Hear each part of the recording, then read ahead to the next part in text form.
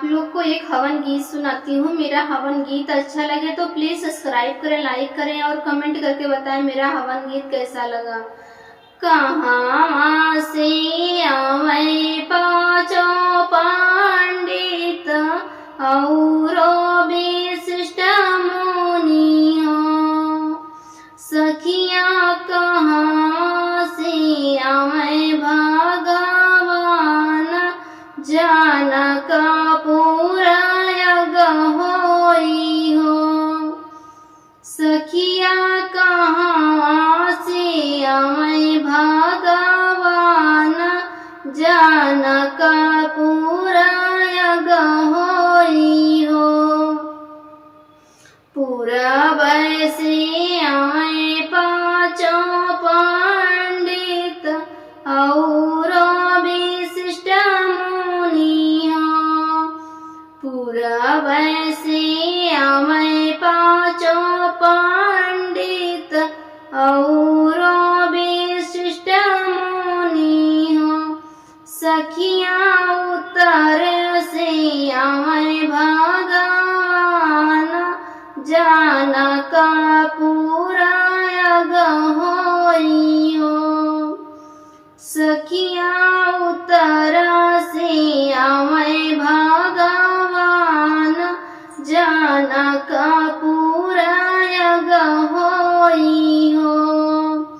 कहाँ बैठाऊँ पाँचों पंडित और विशिष्ट मुनि हो। कहाँ बैठाऊँ पाँचों पंडित और विशिष्ट मुनि हो।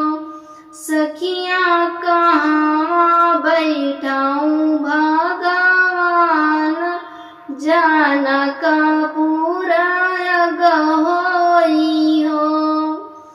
सखियाँ कहाँ बैठाऊँ भगवान, जनक पूरा यज्ञ होई हो। आंगने बैठाऊँ पाँचों पंडित और विशिष्ट मुनि हो।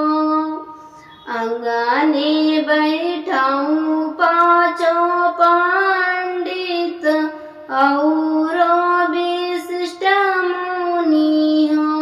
सखियाँ बेदिया बैठाऊँ भगवान, जनक पूरा यज्ञ होई हो।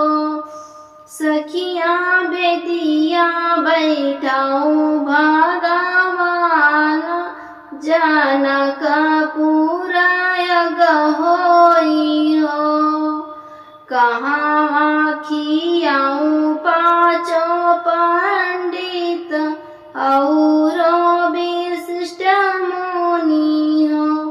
सखियाँ काऊ खिलाऊँ भगवान, जनक पूरा यज्ञ होला हो। सखियाँ काऊ खिलाऊँ भगवान,